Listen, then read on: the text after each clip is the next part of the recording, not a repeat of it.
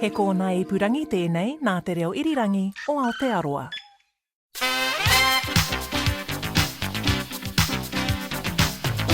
Hi, this is comedian and depressed alcoholic James Nokise, and you're listening to Eating Fried Chicken in the Shower, a podcast about headspace and happiness. From my safe space, the shower, with fried chicken. This week, we'll be talking to All Black and mental health advocate Angus Ta'avao.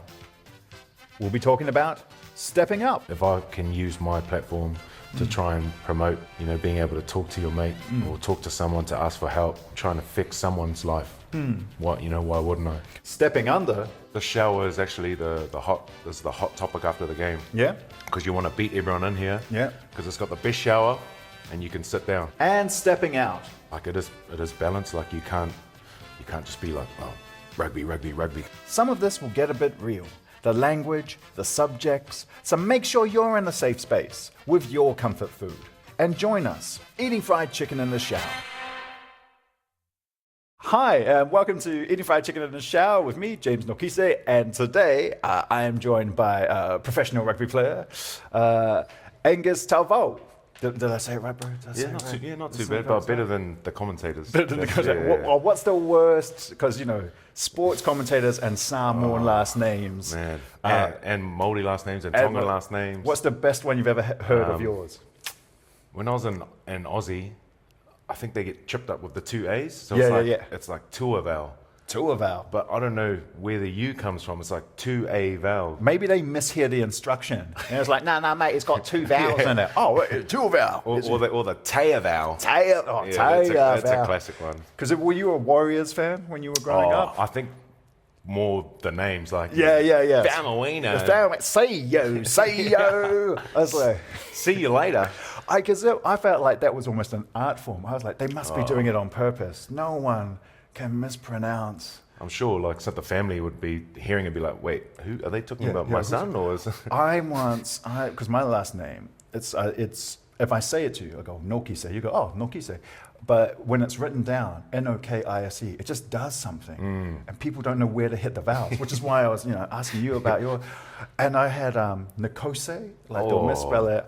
I won an award once, and my family was there, and it was like for football, and I was a teenager, and they went Noski, and none of us knew who had won, and the guy's like, James, it's you. Oh man, it's a struggle out there. Struggle is real. Yeah, struggle is real, man. And what chicken have you bought for us today? So I'm a big fan of wicked wings. Excellent.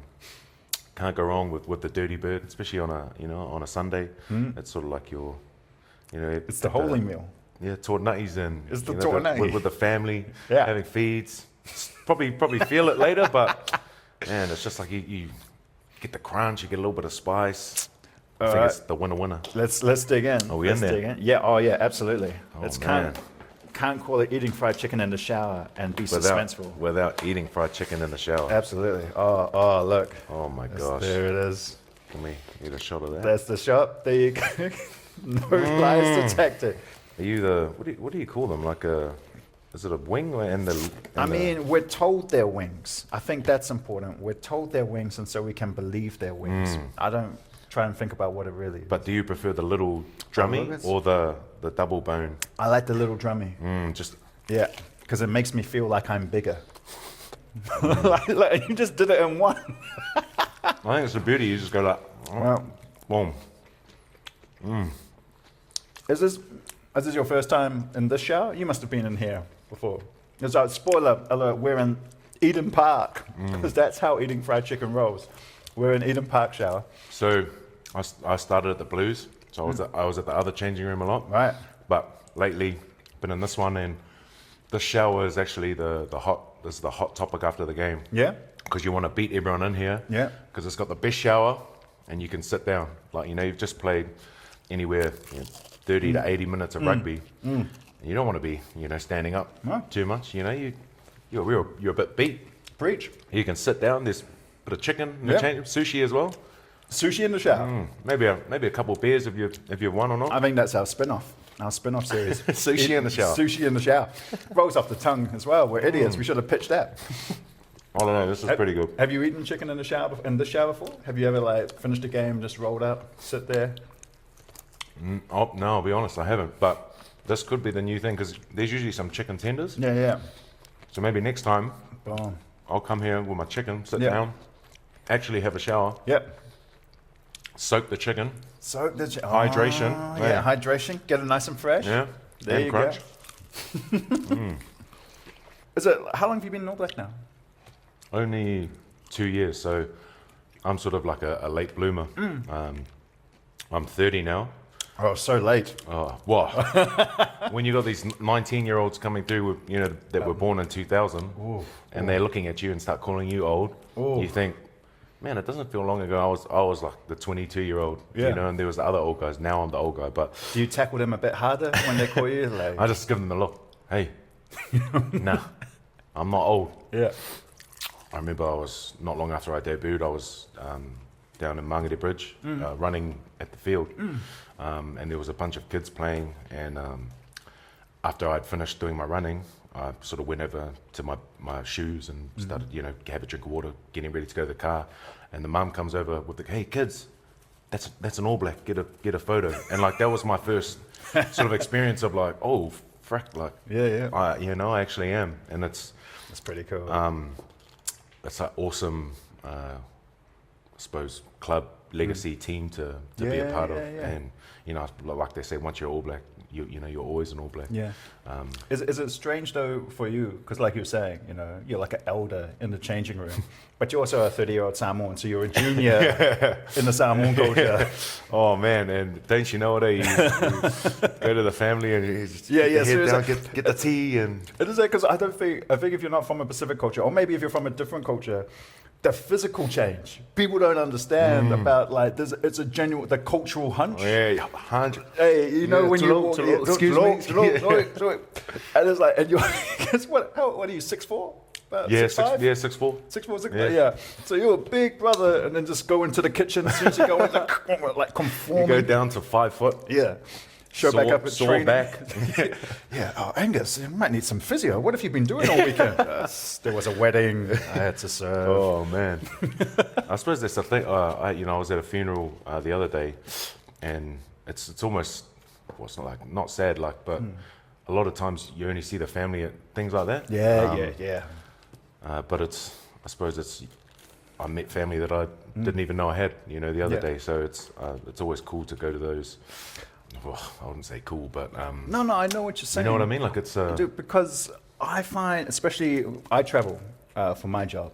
You know, it's a bit like yours in terms of the application and the job itself means I don't get to be around the extended ainga as much as perhaps I'd really like to. You know, so yep. Sometimes all I see them is weddings and funerals, if that. Yeah. But in that sense, I find Pacific funerals. I'm sure it's true of other cultures, but just because of my experience, can be really joyful.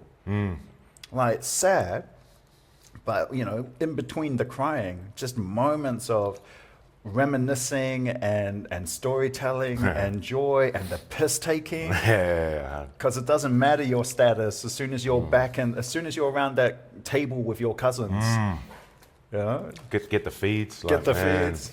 Feeds of doom, but Still think you're good at rugby.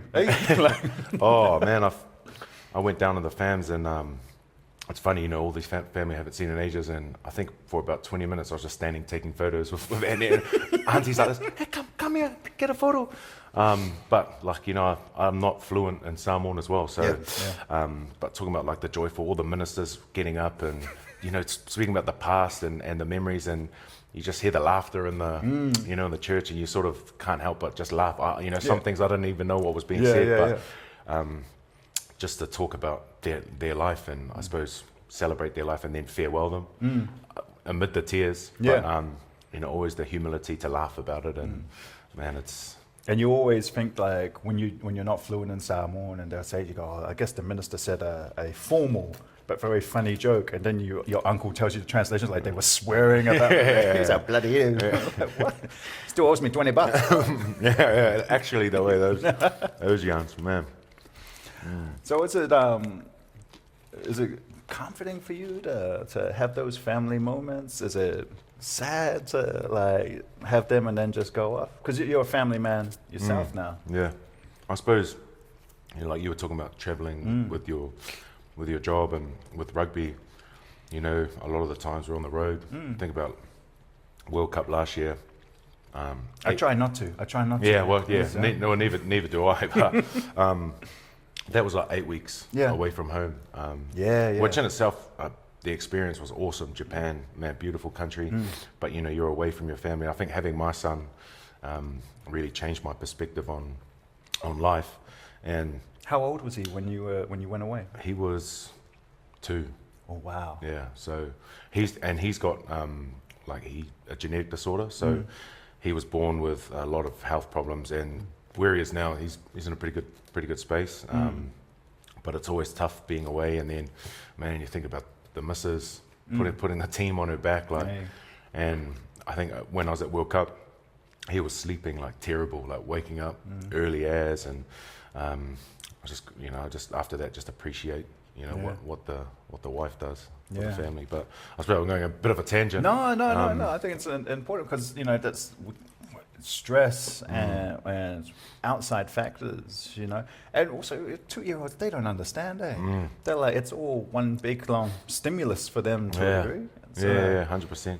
But I mean, yeah, for me, like being over there, like it was a lot easier for me because I'm around the boys. We've got training, we've got busy schedules. We can enjoy Japan and not too stressful. Whereas the missus is at home, freaking slaving away, you know, dinners and bath routines, early wake up. So mad love. How do you balance that out? You know, like what do you do to not like reinvigorate? That's the wrong word. What do you do to keep the family dynamic going when you have those kind of breaks? Yeah, I suppose being in New Zealand and around family in Auckland, they're massive for us. Like we spent a couple of years in Australia.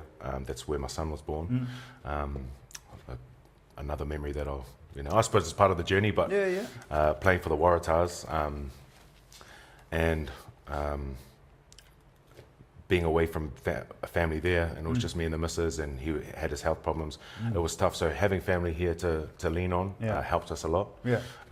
We also get like chances to get away. So like bye weeks, cool. End of season, we have a big break. So we try and have things that, little family holidays or little blocks where we can spend some really good time together. And then, I always try and check in.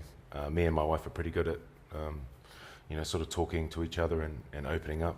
So just making sure, how she's feeling. Is she all right? And, she does it for me. But like I said, it's probably easier for me to, once I'm in rugby mode, to, just tick away and... How do you stay present when you're in rugby mode? Because it must be a part of you, especially towards the end of a road trip, when you're thinking about a 2-3-year-old come through the door, get that big smile, like, oh, that's what I want. Oh man! And like, how do you stay focused on the job at hand? Well, I mean, I think it's like it is balanced. Like you can't just be like, well, rugby, because it's from my dad and my mum. They love a yarn, and my dad's you'll hear him before you see him. His laugh. What's it sound like? Oh, it's like I can't even do it. It's like like this real. He's got one of those. Real high pitch.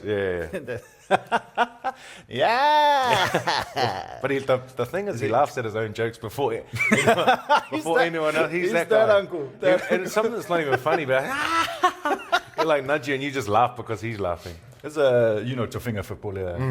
One of his characters. He's going, I tell you a story. Like, are you going to tell the story? Where's it coming from? Laughing at it. No, my old man's much more. He's like he'll giggle as he begins to tell a story, but he's too much of a preacher, so it's always a very measured kind of tone. It's like I hope there's a punchline, otherwise you've just accidentally sermonized me, and I didn't ask for that. What does your old man do, bro? He's a courier driver. Yeah, he just turned 65, so he's still driving. Yeah, he's still driving. I think like talking about how he loves to talk and that. That's like he's always been a workaholic, like worked a lot. Like used to be a chef. Right. Worked on a cruise ship, so like these massive hours and that sort of thing. But he just loves. He always talks about, oh yeah, my customer. Like he just goes around. He probably spends more time in there just talking to them versus delivering his parcels. So, but that's early. That's early mornings Big work ethic, Yeah. long hours. Yeah, Does long that bleed hours. into like how you see the world? Yeah, I suppose it's like both my parents. I suppose just being grateful for them. They grind. I don't think I could do those sort of hours, but I suppose that it sort of bled down into me with rugby, and it's probably the classic old thing. Like a lot more talented players haven't cracked it because they haven't worked hard enough, or they haven't had probably good support systems around them to help them. So like grateful for what they've, especially my mum, because I was brought up by mum and dad split when I was quite young, and we'd see dad every now and then. Hence my palangi, I'm not fluent in Samoan. I mean, you're aware who you're talking to, bro. It's like definitely. My parents split when I was young too. And my old lady raised me, and it's always been that strange. But in Samoan culture, I think what a lot of people don't understand, it's a bit like being an All Black. Once you're Samoan, you're Samoan. I mean, I think even Steve Hansen's Samoan. I think John Campbell was more Samoan than me at this stage. I think everyone's someone's cousin. It's everyone's someone's cousin. The classic one was Christian Cullen back in the day. As soon as you find out he's Samoan. Yeah. Man, he's from Yeah. Yeah, I'm pretty sure he's survived. He's your cousin. What's your old lady do? Well, she's sort of had a bad run of sicknesses and went through bowel cancer and that sort of thing. So she's pretty much retired. She's like grandma now. Yeah, she looks after. I've got one other brother, and he's got a son as well. Yeah. So she's pretty much grandma, looks after the. That's not the worst thing though. Yeah. Son is an All Black, got a couple of grandkids to look after. That's not the worst. Yeah, retirement. it's not too bad. You've kind of clocked it as a New Zealand mum at that point.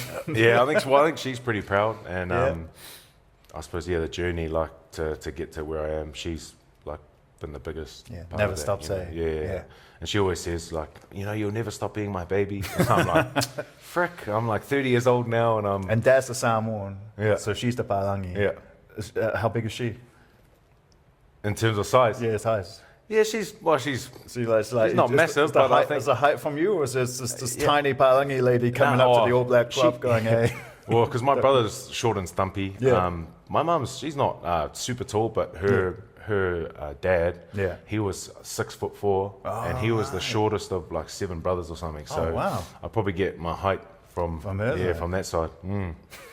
But yeah, it's funny because I'm sort of, my brother, he's like sort of down here, and I just tower over the whole family. And he's probably not an All Black either, is he? That's tough.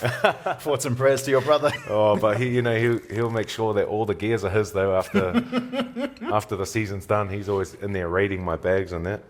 Has he got a favourite All Black player?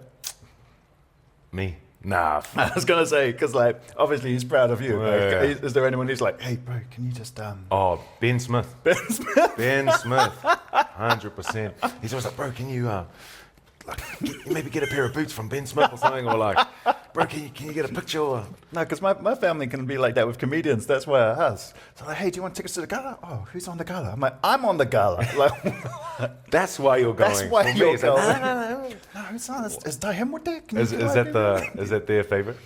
One of them loves Dai. I'm like, I'm never introducing you to Dai. just walk away, man. Yeah. I don't even exist anymore. Eating fried chicken in the shower. Share the chicken with your family. Keep the hot water for yourself. You're turning 30 now. Or you turned 30. You're 30 now. Yep. Is the next phase, you've just made the All Blacks 2 years ago, because you've turned 30 and you're a professional athlete, is the next phase creep in? Is there a little has that entered your conversation yet, or are you still just in the now? Yeah, it's sort of, I think when you're young, you sort of plan out, I'll play to this, I'll go overseas. But then, for me, like coming into the All Black environment, and not saying like, you still got to earn to get back in there. It's not like once you're in there, you're guaranteed a spot in the next tournament. But you get that little taste and you're like, far out, man. This is, that's what keeps players from going overseas to chase the big coin. It's just the culture and I suppose growing up, you always wanted to play for All Blacks. So initially, in my younger years, was sort of like, I'll play in New Zealand, probably till I'm around 30, then I'll go overseas. Now it's like far out, like, you know, what am I going to do? And I definitely think overseas, you know, at some stage is on the cards, but it's probably not as close as I would have thought, you know, before I made the All Blacks. But at some point, I'd be keen to go overseas. And when you got to do those, like, think about those tough stuff, like, what do you do for yourself? Like, do you like take some time out, or do you do the opposite? Do you like just get wife and kids around, or like? I definitely keep my wife involved and informed on all the decisions, because, like I said, with my son having like a genetic disorder, like their number one. You know, it's not necessarily about money or anything like that. That's what I play for. So going overseas is probably good for family time, because you're not going on these big tours away. But it's also like living this dream that you're doing. So keep my wife involved heavily, and we sort of just look at what's best for us. Being in New Zealand, family around also helps. Being overseas, I'm more around, so it's trying to get the balance right. But they're definitely like the main reason for, you know, what I'll do. So, and with your son's disease, if I can ask, is it or condition? Sorry, condition. Is it a high maintenance? It was his. Just for our listeners who don't know. He was. About it's called. Well, he's got partial trisomy 13. It's quite rare, or it's called like Patel syndrome. So a lot of kids with that disorder like don't make it past sort of 1 year old. Right. A lot of born with physical like disabilities and that sort of thing. So if you looked at my boy, you probably wouldn't think. I think I've seen a photo of the two of you. You look great. You know, you wouldn't think he had anything, but he's like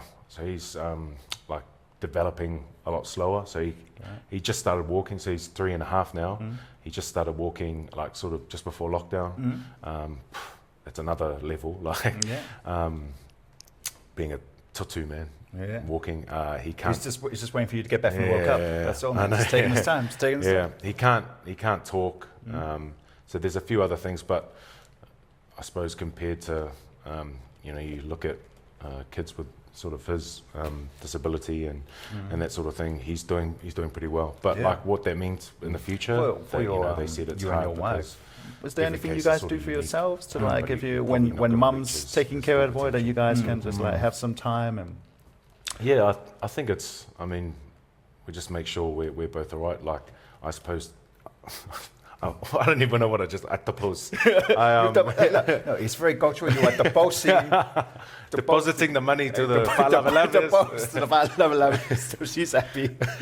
I suppose like the growth that we've seen and how positive things are. Like, man, we were going to the hospital like every week, checking on. He had like so many different like teams.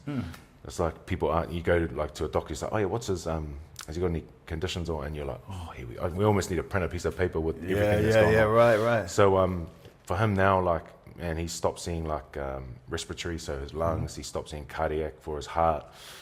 All these things that are sort of just slowly been ticked off, and appointments spread a lot further along. That's awesome. It's almost like it's helped us just keep going. And I suppose like any kid, it can be challenging. Yeah, you know, of course. But see the growth and family like around us has been massive.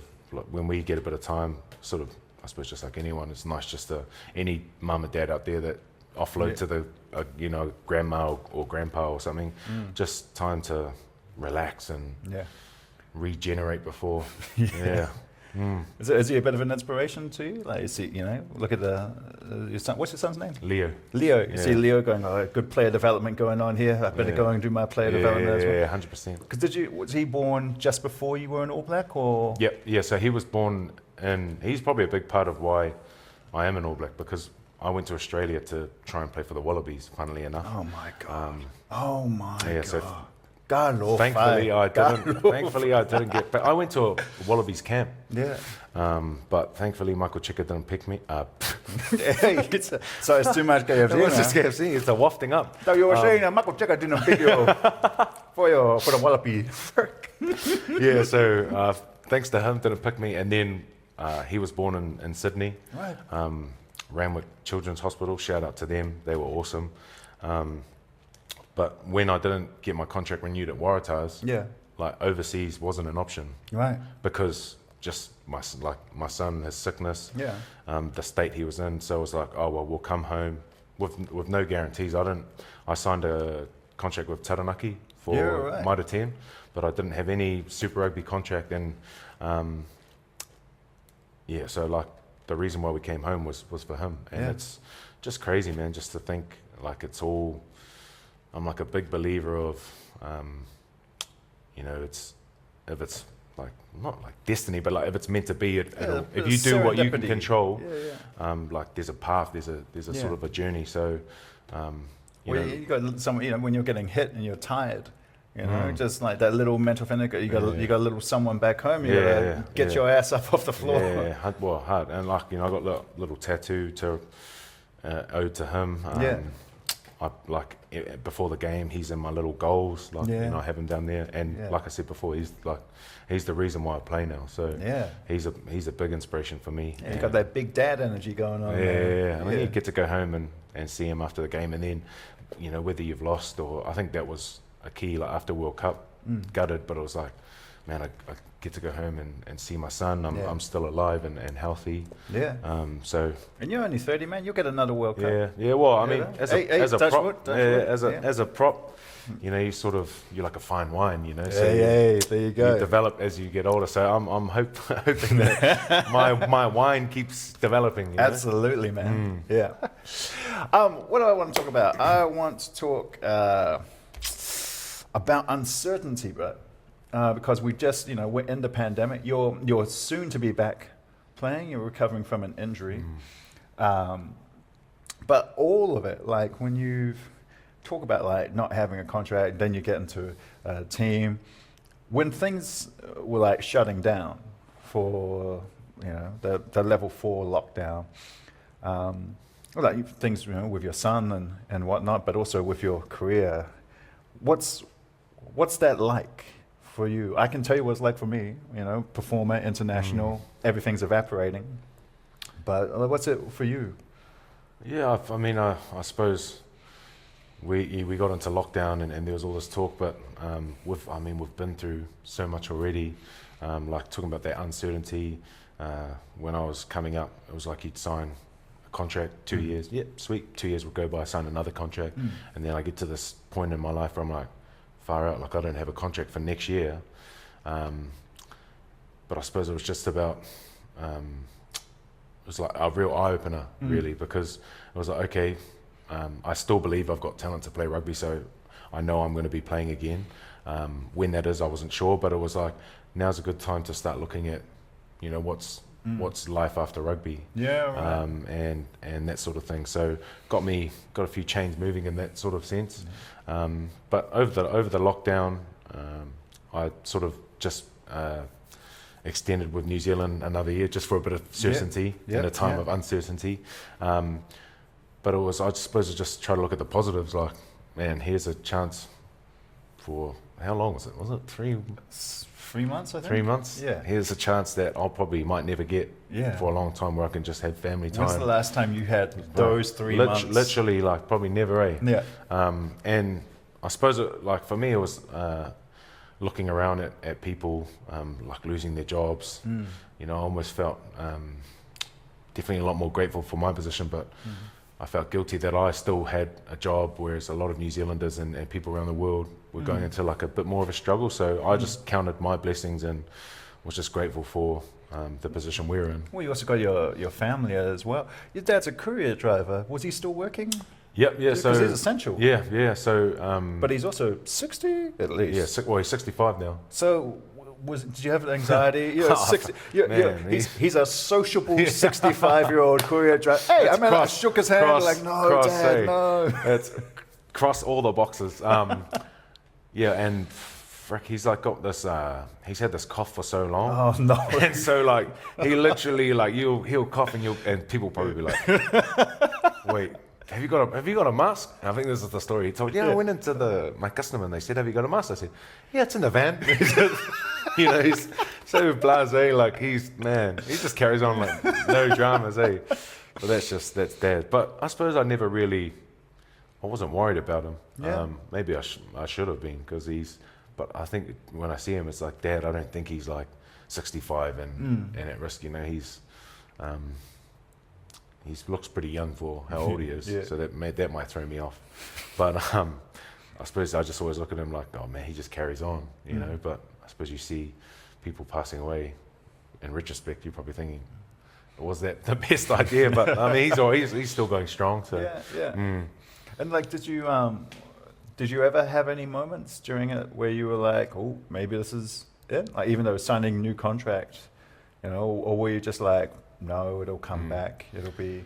Yeah, so I had that Taranaki contract in Waira 10, and like talking about, like, you know, the path, and if it's meant to be, it'll be.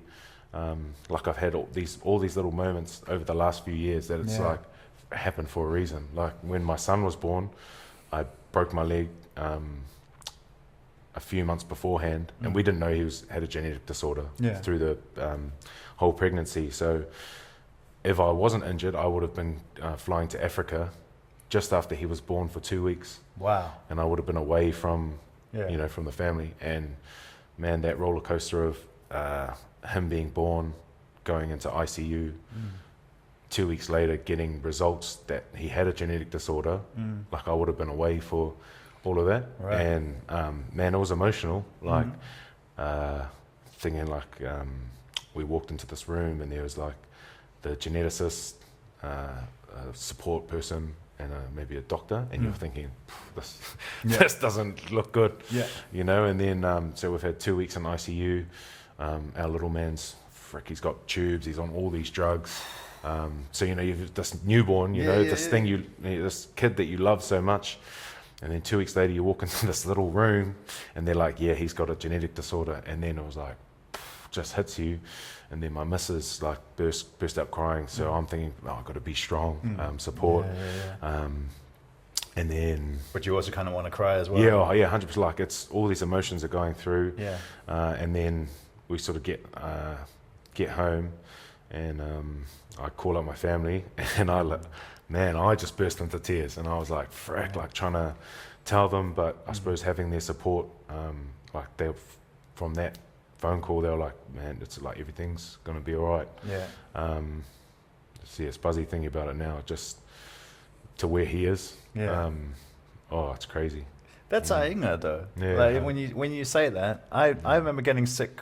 My parents had just divorced, and I was 4.5, and it was like a fever or something. I was in the hospital, and my mum hadn't spoken to my Samoan grandparents, and then she called them up just to let them say, oh look, James in hospital. And like half an hour later, my grandparents, 3 aunties, an uncle, 2 cousins, just arrive at the hospital, and they don't come into the room. They're weeping. They apologize to mum for not being, and that was it. And then when we've just, you know, like, is that a moment for you? Had you had that kind of ainga experience beforehand? Like, when you call them up? Yeah, I mean, like, it's, man, all the family that were in Aussie came to the hospital. Just my Samoan side. And I suppose just being around like the times, like funerals and that sort of thing, you just see that love and the care. It's like bringing your sick son a cake and like, no, he's too young, he can't eat a cake yet. Bisapo. It's a bisapo. No, it's salt, bad at this point. Too young. But like the intentions and the care. But I suppose something that I like through the whole process was, you know, no one really talks about troubles with pregnancies and birth and that sort of thing. Like, you sort of have this pretense that, oh, we'll do the deed. We'll have a sweet 9 months pregnancy, and then we'll have a perfectly healthy kid. But I think once you sort of start opening up, you realize a lot of people are going through struggles, but it's not really talked about. Like, the amount of people that have miscarriages and trouble having birth and that sort of thing. I definitely think, if we talk about mental health, that's another area where I reckon we can open up, because I feel like when you talk about those things, like with someone else, just, I don't know, there's like it's sort of like a healing process, or like a lightning. Yeah. Eating fried chicken in the shower works as a metaphor and in real life. Who do you talk with apart from your wife? Man, she is definitely like, it's hard to go past her. I'm trying to think like, but like a few of the boys, like Anton Leonard Brown, Artie, we're like over the World Cup, we had some really good conversations, and you know, those guys are awesome with trying to break the whole stigma about being open to talk. But yeah, I mean, like I've probably been pretty lucky that I haven't had any real dark spots, even like through my son finding out about his stuff. You know, I sort of just felt like, you know, whatever the case, we're just going to give him the best life that he can have. Yeah. Not going to let it sort of hold us back. It was obviously emotional, but try and look at the positive side. So, and then from there, I was just like, how can I help other people? So around team environments, I always say, like, if the boys are, if anyone's struggling, like, I'm here to talk to you. Yeah. You know, if you need to go for a coffee or something. Yeah. You know. Is that rare? Like, is that? I don't think we think of that kind of conversation when we think of, like, you know, I don't even mean like the All Blacks. I mean just like a rugby changing room, like you're like the unofficial mental health officer for the boys. But you know, there's like, you know, having actually a player go, or one of the boys go, hey, look, anyone's feeling some stuff, I'm here. Yeah. Come talk to me. Is that rare, or is it changing? I definitely think it's changing. But you wouldn't have seen that, like, well, especially in my earlier years. Yeah. Is that a rugby thing or a sport thing? I think it's like definitely like just a male thing. A male thing. Know, like, but like I've had conversations. Sometimes it's when you have a few beers, you know, and you're just like, you know, you sort of feel a bit more open. But even for me, like sometimes it can be uncomfortable trying to, you know, it's just initiating that talk. But it's like, well, if I'm not going to do it, like, you know, is someone else going to do it? So I just think, man, I'll just check on the boys, and it's been pretty good. You know, I've had some chats with some of the lads, and they've said stuff that they've never told anyone, and have like been holding on to it. So I suppose it's sort of, like you say, rewarding, but you know, it makes me, I can't even think of the word. Like, I'm just grateful that you know, I can try and take a load off, or be an ear for someone. You know, like. Is it also that community feeling of, you know, part of the reason we do this show is so people can know that if they're feeling isolated and they're feeling feelings, you know, just anything which they feel are odd, it's not that odd. Yeah. You know, everyone has emotional ups and downs and lefts and rights, and, you know, and that's why it's always a joy when, you know, people like yourself, you know, of not just your journey, but your status will come in and talk about that. So I think what you're talking about is like the community kind of alleviation. Yeah, and I'm like, that was like a big reason, apart from the chicken. Like just hearing like the story, like even how this was, you know, the show was named, like spoke to me, and I keep thinking, like, if I can, you know, I'm no top dog, but if I can use my platform to try and promote,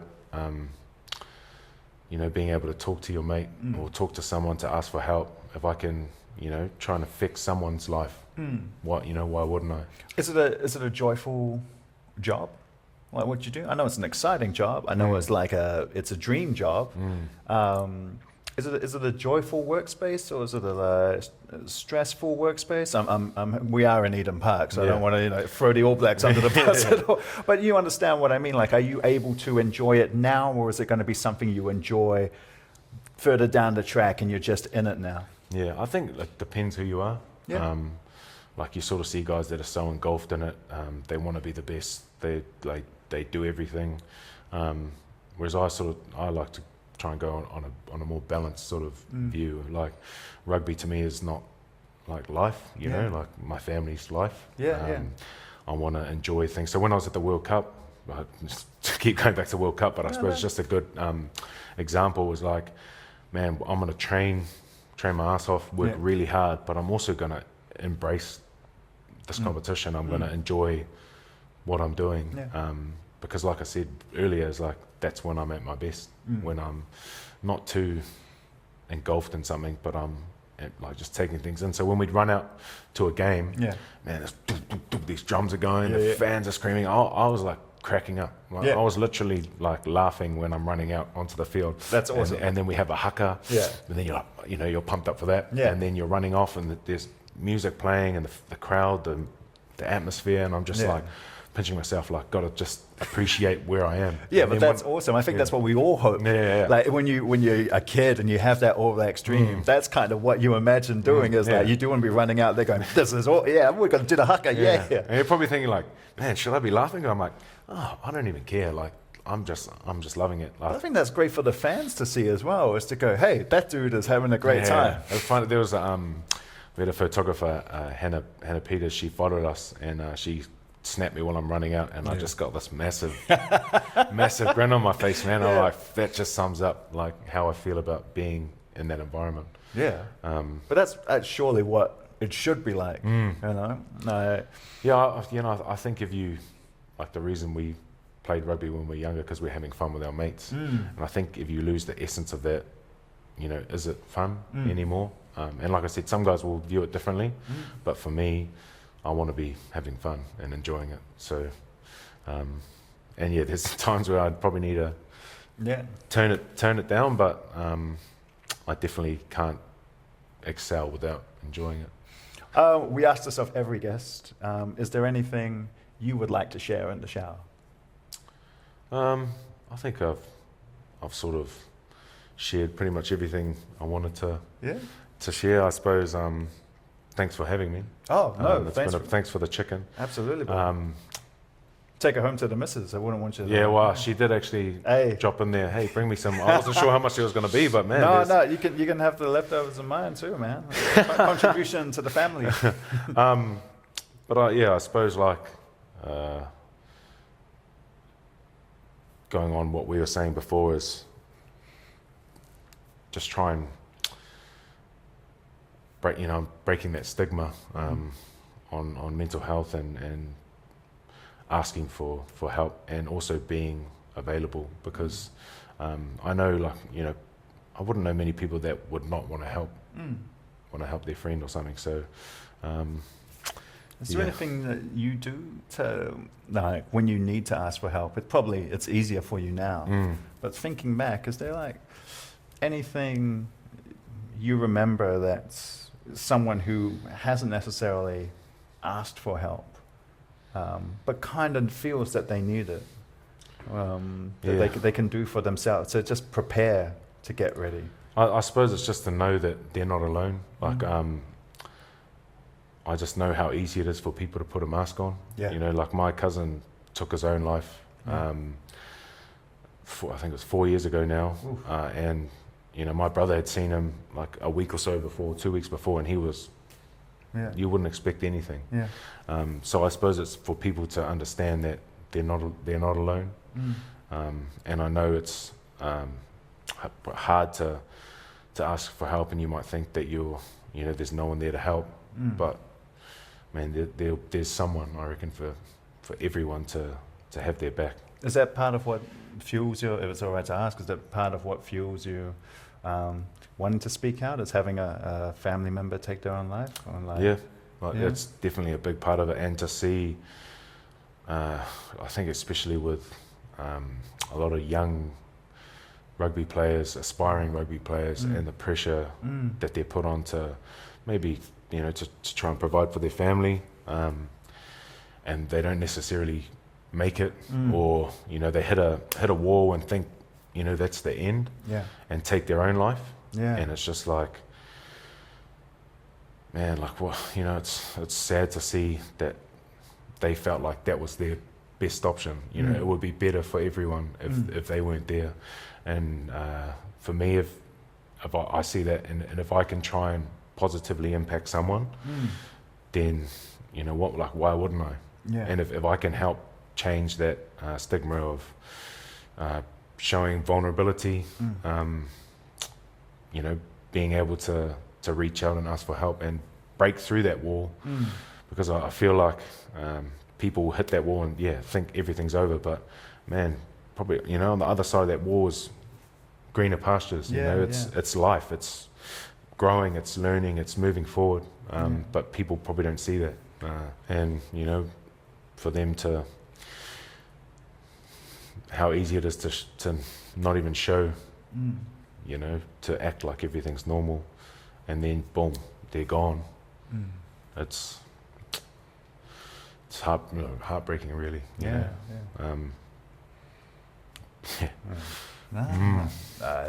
all right. Also, it's good.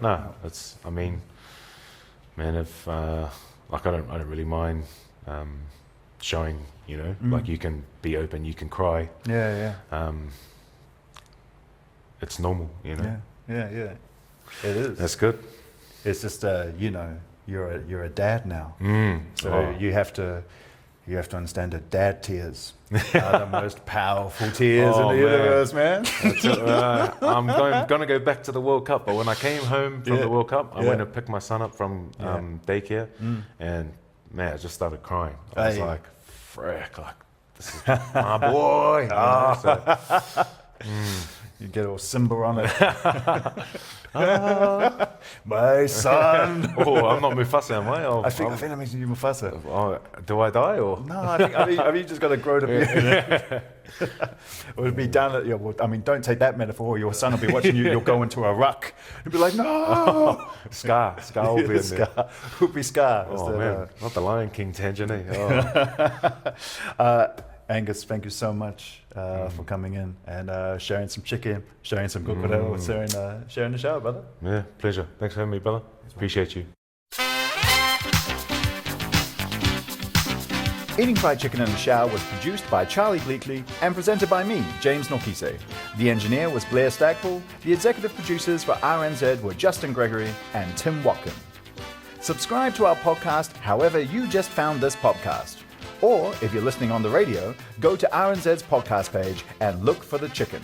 And when you rate us, only give us 5 stars. Remember, more stars, more chicken.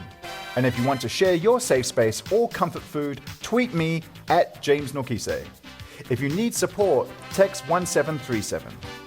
Or for more resources on mental health, check the Fried Chicken webpage at rnz.co.nz. If you're experiencing COVID-19 related mental health issues, go to health.govt.nz and search for COVID-19 mental health and wellbeing resources. We'll also link to it on the RNZ page.